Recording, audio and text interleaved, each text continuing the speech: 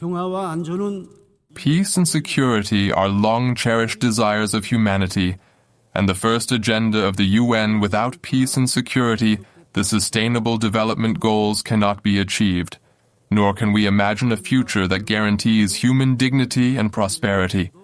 However, the present objective security situation of the Korean Peninsula is faced with serious challenges more than ever. The U.S. ROC, Republic of Korea, U.S.-Japan military exercises, and the U.S.-Japan ROC trilateral military cooperation system are directly targeting the DPRK, Democratic People's Republic of Korea, and rapidly evolving into a more offensive and aggressive military bloc with nuclear elements.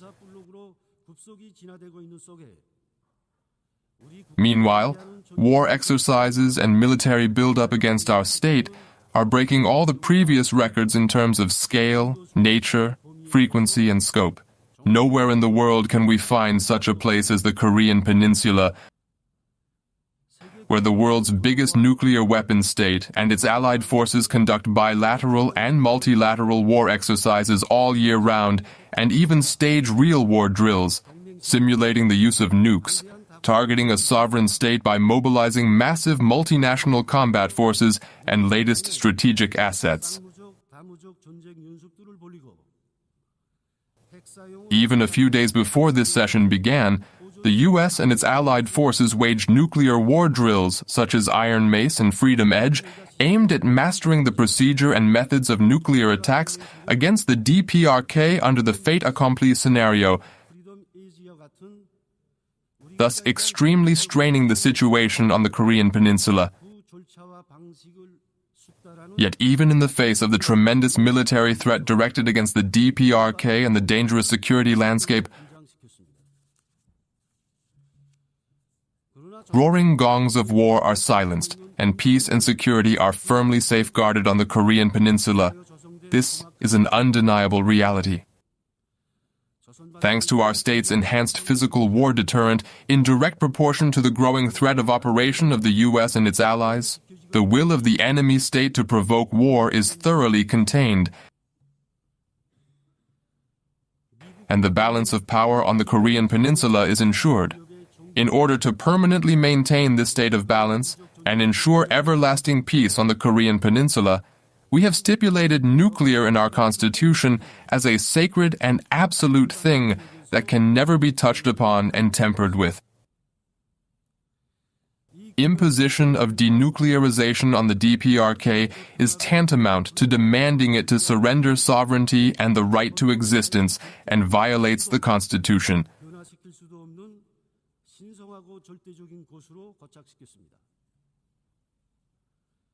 We will never give up sovereignty, abandon the right to existence, and violate the Constitution.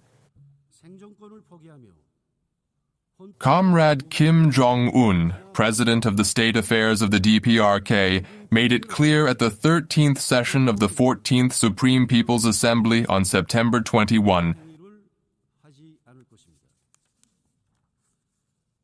that our party and the government would invariably and firmly safeguard without slightest vacillation the Constitution of the DPRK and its basic law on the policy of nuclear forces perpetuating the possession of nuclear weapons, and thoroughly guarantee the supreme interests of our state.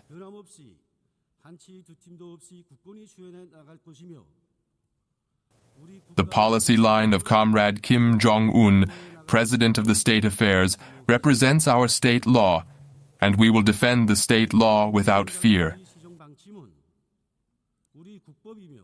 We will never give up nuclear, which is our state law, national policy, and sovereign power, as well as the right to existence. Under no circumstances will we ever walk away from this position.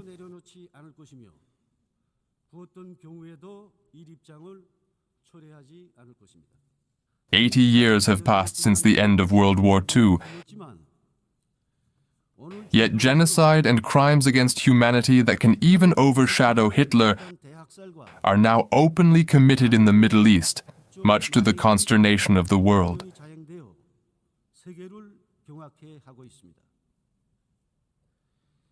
Israel, which massacred over 60,000 Palestinian civilians in the past 2 years, is seeking to occupy the whole area of Gaza by force and completely exterminate the Palestinian population.